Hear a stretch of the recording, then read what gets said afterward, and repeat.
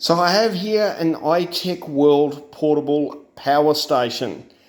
And in this video, we're going to run through some tests on it, see how it performs, see what's good about it, and, well, uncover something that might not be that good.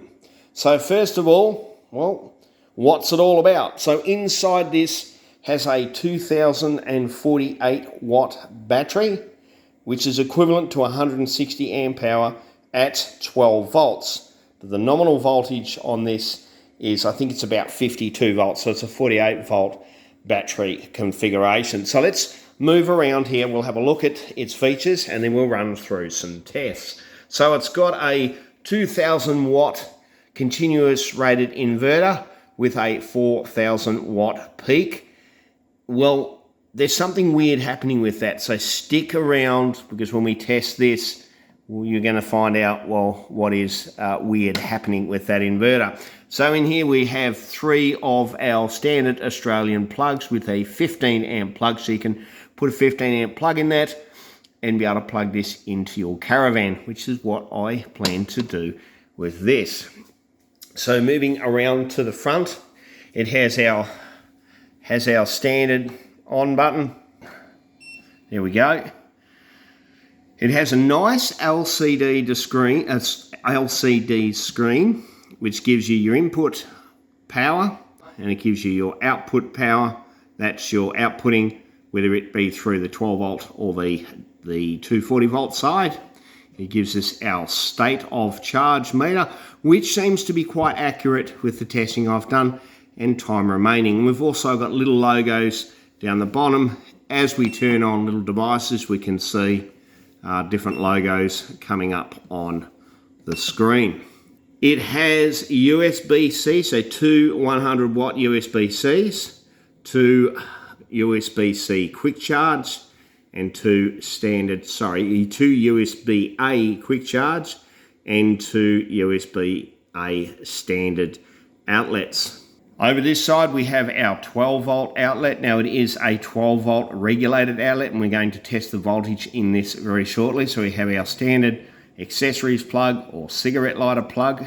So we have our 25 amp XT60 plug, and we've got a couple of the barrel plugs here at 3 amps. Not something that is commonly used nowadays. I don't use them. The XT60 is going to be quite handy. We have a little overload protect button. I'm guessing that will be for our 12 volt side. I'm not really sure. I probably should read the manual. That will tell me. Under here is for our charging. So we have DC, AC charging, and it gives us up to 110 watts of AC input. And we've got an XT90 charger, and that gives us our solar charging of up to 500 watts of a maximum of 50 volts, whether you charge it from a car or from a solar panel.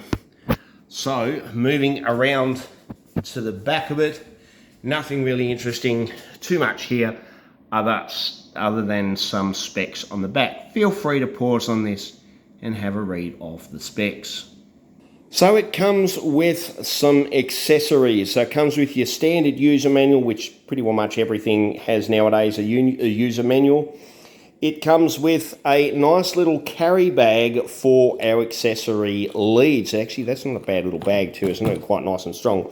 So the accessory leads that come with it is our charging lead for 200 and our 30 volts, or our mains charge lead, plug into the power point. Now, I will say with all of these leads, if you have a look how thick that insulation is on that lead, that is really thick and heavy. So I'm really liking the quality of that. Now, if you're out on the campsite and you happen to jam this in the tailgate of your car or in the door, or put a chair on it or something, being so thick, this is actually going to survive that. So they've definitely built that strong for camping in mind. Then it comes with an Anderson plug to XT90 plug. That's for charging from either a battery or from a solar panel. And then we've got our accessories plug / cigarette lighter plug to XT90 for charging off your car. Oh, and I also almost forgot we have we'll just turn this back on because it's shut off. We have ourselves a light so we can flash people down. Right, so let's go testing this out. So the first thing we'll have a look at is the USB-C and USB-A outputs. Are they working? Well, I've got my little test meter here and we can see, yes, we have 5.2 volts coming out of that plug. So we'll plug it into the next one and we have our 5.2 volts out of there. You kind of get the idea. Now for the USB-C, what we're going to do is I'm going to get another power station which happens to be an iTechworld one. Now for the records, no, I am not sponsored by iTechworld. In all of the iTechworld stuff that I run here in the off-grid cabin, the power stations, the chargers, etc., they've all been purchased out of my own money. So what we're going to do to test our USB-C output is we are going to plug our USB-C into our power station and we're going to see if we can charge this other power station up which has a bidirectional USB-C in it. So hopefully this is going to work, and yeah, we can see that we're charging up this little power station from the USB port here. So yes, the USB port is working, and we're going to do the same just to make sure the other port is working as well. Now FYI, I know there are some people going to notice that we are now sitting at 66%, where before we were at, I think, nearly 100%, and that the reason for that is I've had to reshoot this little USB-C scene at the end of doing all my testing because I had a little bit of a screw up, so I've got to kind of chop and change in the editing to try and fit everything to flow. So yeah, this had to be reshot. The joys of content creating screw-ups. So we're going to move from our USB-C and USB-A ports over to our 12-volt outlets accessory ports. And first thing we're going to do is we're going to test the output voltage. So let me just rig something up here. We'll plug this in here, grab my trusty multimeter, and what we're going to do is we're going to turn it on and have a look to see what our output voltage is reading. So we are reading 13.5 volts on the output voltage. That is really, really good. That is a nice voltage. So this leads us into one little extra I would like iTechworld to add to their accessories pack, and that is an XT60 plug, so we can utilize the output here, because I don't have any XT60s, and the two plugs that come with this are XT90s. So you're going to have to buy an XT60 plug, or the plug that suits this power station. So I can't plug that into there. So let's probe this with our multimeter and make sure that we're getting the same voltage out of that plug. So I have my probes on the pins of the XT60 there, and we can see that we are, yes, still producing 13.5 volts out of the accessories port. So it'd all be running off the one little power module anyway. So 13.5 volts gets the thumbs up for me. Right, so this is where it starts getting fun. Let's get into some heavy duty testing. So let me step you through how I have this set up for those technical people so you can understand what is happening here. So we've got our 3 outlets from the inverter. So one of them is going to this power strip. Now on the power strip, I have a toaster plugged into it, so we're using that as a load. I have my meter plugged into it. We're going to look at that in a second. And then I have my multimeter here plugged in so we can have a look at our voltage. Now our second power point, we have a heater plugged in, so that's the heater. And our third power point is I've got my 2 kilowatt electric kettle. Last night I did a discharge test to see how much I got out of this battery. I got 1.9 kilowatts, so 1.93 kilowatts or 1,930 watt hours out of this unit before it shut down. That is an efficiency of 94% on that inverter, and that is really good. So that's a super efficient inverter. I was really happy with those test results. I'm not doing that test in this video because it's just going to eat up too much time. You'll get bored and click off. So let us do our next test to see how much can we pull on this before it drops out. So first thing we'll do is we'll put our electric kettle on. Now this electric kettle pulls 2 kilowatts. So you can see here, and it's making a liar out of me now, it's pulling 1872 watts out of the power station, and we've got a voltage coming out of the power station at 228.7 volts. But this is where it gets interesting. So what I'm going to do is I am going to turn on this heater onto medium. Now what we notice here, that we're only going to 2 kilowatts. But that is drawing at least 700 watts. That is drawing 2 kilowatts. Now, if you can hear, the kettle has dropped right back and that has slowed down. Now we have a look at our voltage. Our voltage has now got dropped down to 200 volts. That is not a good thing. Righto, let us put the heater on full. So that's about 1 kilowatt. So all up now we are dragging 3 kilowatts out of our system, yet our inverter is only saying that we've got 2 kilowatts coming out of our system. Something's not right there. And we have a look at our voltage, and our output voltage is now dropped to 180 volts. But let's go one step further.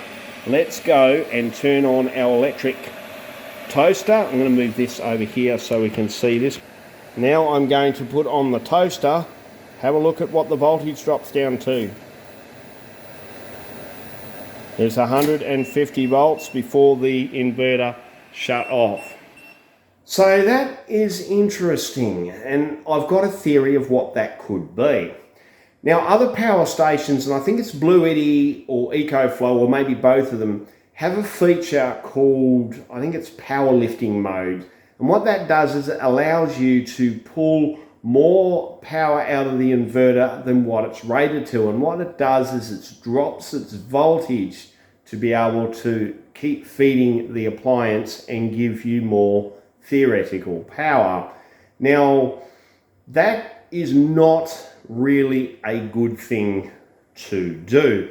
Now, if you've got a resistive load like my electric kettle, that's not really going to be a problem. But once you start getting into inductive loads, like say a induction cooker or fans, that can be a problem. If you drop your voltage down when you're running some electrical or electronic devices, you can damage those devices. So that is a problem in my books, and that is one thing that I'm not sure about. Now I've drained some power out of this power station just so we can have a little bit of headroom for when we're testing the input power of how much power we can put into this and what different sources that we get that power from. But before we test that, I want to come over and have a look at my oscilloscope and have a look at the sine wave that is coming out of that inverter. So this is the sine wave that is coming out of the inverter. So I'll just zoom in a little bit for all you technical people that want to have a look at that sine wave. Now what we're going to do now is we're going to turn on my electric kettle, which is close to the 2 kilowatts, its maximum output of the inverter continuous. When we turn that on, we can see we've got a little bit of ripple in there. So let me just zoom this in a little bit more for you so we can sort of see the top of the sine wave. We can see a little bit of ripple, but that is very, very minimal. I'm not worried about that. So I turn that off. You can see that cleans up a little bit. As far as I'm concerned, that's negligible. I think that's the right word. it's not anything that I'm worried about. So I'm pretty happy with the power output on this inverter. So what we need to do now is have a look at how we charge this and what charging rates we can put in this. So I've got a couple of little setups here. This battery box, which is a 24 volt battery box, this is going to simulate a solar panel because it's night time. I'm shooting this video, so I can't put a solar panel onto this. So this is going to act as a solar panel. And we have also got our mains power connection point here from our mains power point going into the unit. So when we turn our mains power point on, what we can do is we can see how much we can charge this up now. Now we can see that's ramping up slowly.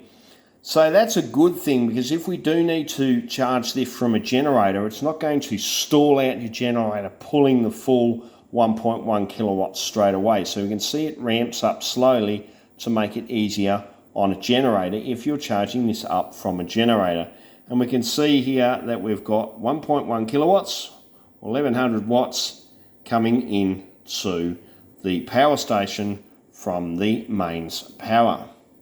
So we're going to turn off our mains power and we're going to turn on the battery box. Now this battery box, as I said, is going to simulate a solar panel. So we're going to turn on our solar panel, and the power is coming from our Anderson plug into the XT90 socket here. Now how much power can we get coming in from our solar panel? Now it does say that its maximum input is 500 watts at 50 volts maximum input voltage. So we've got 24 volts coming in and we're getting 475 to 480 watts. So that is pretty good. But can we use solar as well as plugging in our mains power? Can we use our mains power to charge up from, say, our generator or our wall outlet as well as solar? So that's on, so let us have a look. So we can see we now exceeded our 1100 watts input from our mains power. So it's taking our mains power as well as our solar power, so we can power and recharge this from both mains and solar at the same time. So that is a really good thing. I'm liking that. So now we're going to go over to our UPS mode and test our UPS mode to make sure that it's working. And this is where things get a little bit weird again. So we're going to turn the power on. So we've got power coming in to the device here, into the power station. And we are going to, let us just use this heater, for example, for now for a load. And we can see that we've got the heater on high is pulling about 1100 watts, 1200 watts, and going up, of course, out of the power station. Now that is passing through, that's coming from the mains power plug, passing through the power station and going into my heater. So it's not using the battery or the inverter at all. And we also notice that we're getting some charge going into the batteries. So if I pull the power plug out of the power station, it keeps going. So our fan is kept going, so it's switched over to using power from the inverter. But it gets weird here.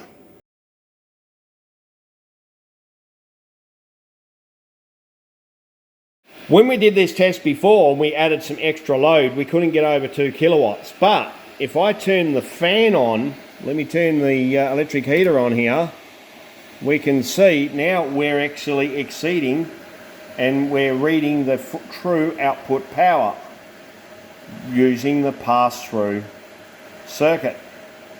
So now we are going to put the fan on even more. So now we've got nearly 3 kilowatts coming out of the system here, and it trips out because it doesn't want to go too high. So running it on UPS mode and the power going through the power station from the mains power, we can see that our reading on our wattage is giving the accurate wattage. We went over 3 kilowatts showing on the screen, but when we run from inverter only, we just can't get over 2 kilowatts on the screen, and then it starts dropping the voltage. So bit of weird stuff happening there, but I have explained what I think that could be. I'm not saying that's what it is, but I think that's what it may be. So I'm going to get on to iTechworld and ask them to be able to confirm what is happening when it comes to, well, this weird stuff. So there is my look and testing of the iTechworld PS-2000 power station. Now, this took a lot of work to set everything up and run through these tests. So even though that I don't have really good production values compared to other YouTube channels, I still put a lot of work into my videos. So please give me a thumbs up for my effort. Leave a comment below and wait for the next awesome video that'll be coming out on the off-grid cabin. In fact, you know what? I reckon I should plug the kettle in because I want a cup of joe. Put my kettle on. There we go. A cup of joe is on the way.